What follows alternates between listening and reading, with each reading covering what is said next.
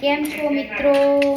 સાંજના વાગી ગયા છે 7:15 અને રસોઈ બનવાની રેડી છે, બનવાની તૈયારી છે.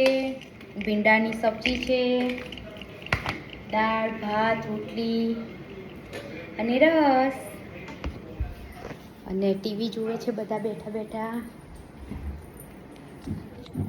શું કરો છો?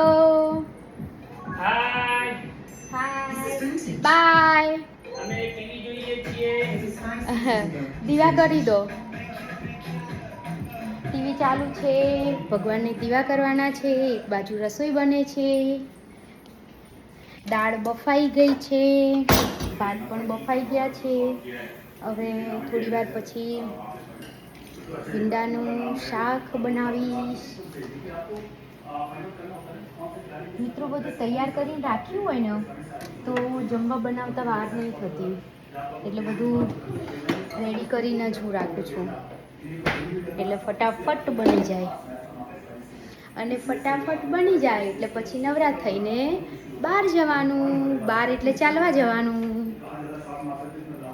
તમે બધા પણ શું કરો છો અત્યારે મને કહેશો?